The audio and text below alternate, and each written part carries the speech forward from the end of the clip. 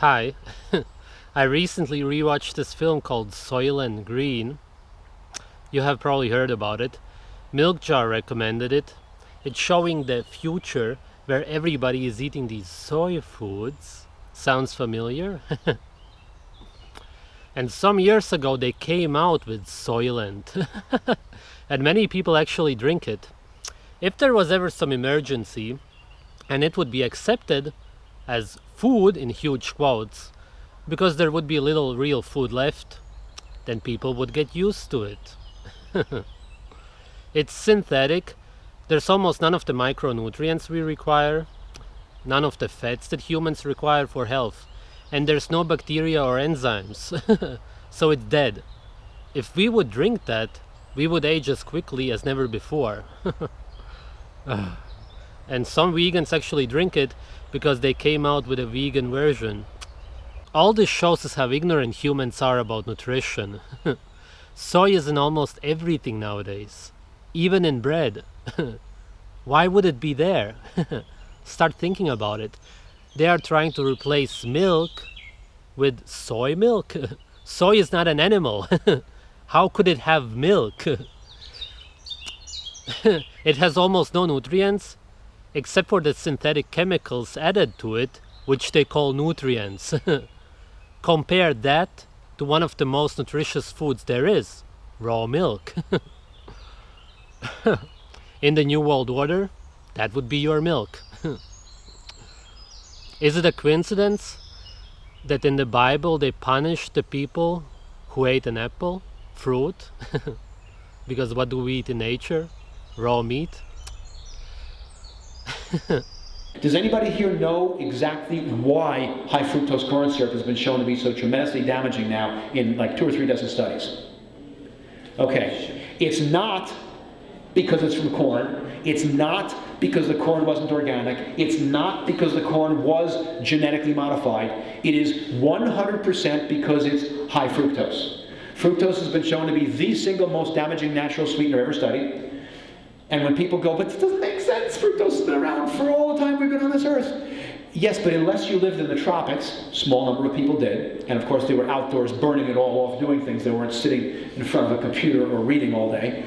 But nonetheless, that was a tiny portion of the planet. Everybody else that wasn't in a tropical climate was able to eat fructose. Remember, we're talking about a long time ago. No planes, no boats, no trains, no refrigeration, no stores. So you could only eat it when you could find a fruit on a tree or on a vine. What percentage of the year are fruits available naturally before we hybridized them and made early season varieties and late season varieties? Just the stuff that the planet gave us. Depends on how long the growing season is in that part of the planet. So if you're not in the tropics, in most places fruit are available between 6 and 12 weeks. So after 3 months there's no more fruit. We're told, eat more fruits, they're good for you. So we're getting more fructose than any other indigenous population ever got, except the ones in the tropics that were able to burn it all off and be outside. So fructose is a major problem. Well, so what? Why? Why fructose? Because fructose has now been conclusively proven all by its lonesome self to cause type 2 diabetes, because it causes cellular insulin resistance, and to cause non-alcoholic fatty liver disease. Fructose does that. And I would suggest that next to the statin drugs, insulin is the most prescribed drug in the world. My point is, the conventional management doesn't improve the patient's outcome. And why not? Because the cause is the high carbohydrate diet. And if you continue to give people insulin which they don't need, because type 2 diabetes is a disease of insulin excess, not insulin deficiency. It's a disease of insulin resistance. So this is conventional advice that we teach every day to our medical students across the world. And it's wrong. And it's not helping. Jane, I'm afraid your mother has diabetes. We can cure her with a simple low carbohydrate diet. However, the conventional guidelines tell me I must prescribe pills, insulin, and loads of carbohydrates. So her condition will just keep getting worse. Sorry about that. So that summarizes conventional advice. We know it's wrong. The evidence is clear. We shouldn't be giving that advice. We should be giving what is the unconventional advice which will save our patients. But the key driver is that diabetics have a liver that is overproducing glucose. And the point being, Why would you want to give them more glucose when the liver's already overproducing glucose? And remember, we came in with my father's disease. He's told to eat carbohydrates, his diabetes. But he's got a liver that's overproducing glucose. Why does he need more glucose? Doesn't make sense. And he doesn't need more glucose because of his insulin resistance. So, the next characteristic is you can't store the extra carbohydrates. So the liver's overproducing glucose, but you can't store it. You can't get it into the muscles, and it can't store in the liver. So it has to go somewhere. And that means is your glucose is up, and because your glucose is perpetually up, your insulin is always rising. So you've got the hyperinsulinemia. And that's critical. I used to believe, when I was a student, perhaps that type 2 diabetes is you've got too little insulin. No, you've got too much insulin. And we only understand that because we've started measuring insulin more effectively. So we've got this high blood glucose and high insulin, and every time we ingest carbohydrates, we make it worse. There's some scenes in the film where they show a beefsteak. It's this rare thing that everybody wants to eat, but only the rich actually get to do it. And the guy remembers the butter, eggs and meat that they used to have, whereas the new generation doesn't understand why he's so emotional about it. Of course, that's not how it actually would be. Most humans would be infertile, so there would be no new generation. But let's talk realistically about it. Veganism could easily lead to mass cannibalism. How? I'm glad you asked. When they would at last realize that everybody is infertile and sick, they would want to go back to eating meat. But if there would be not enough animals left, they would start eating each other. That's guaranteed. And if you don't get this, that's only because you don't get humans. It's programmed in us. And then we would start breeding humans for food. And this is more or less what Soylent Green is showing. When he's in town, Sergey will also visit relatives. He wants to take them a gift of fresh reindeer meat. So I'm going to have my first taste, I think, of raw meat straight from the animal, and also I believe we're going to drink some of the blood out the carcass, which I'm strangely looking forward to, actually. Wonder what it's going to be like, this fresh. But Siba, do I need a knife, or can I just chew it? I can just chew it, and this is liver. So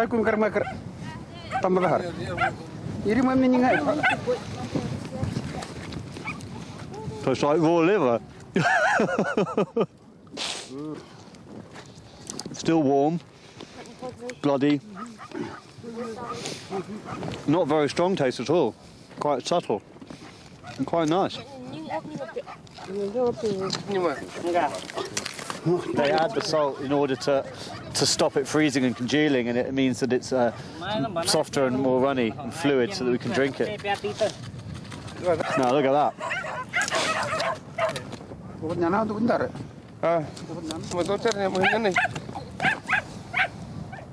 Wow, it's really thick. Salty, big lumps.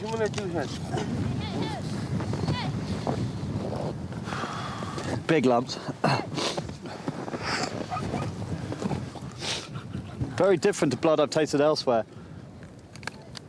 Just, I think, because the conditions here are different, but it's just very salty, warm, and not at all unpleasant. It's just thick and meaty, as you'd expect. Not bad at all.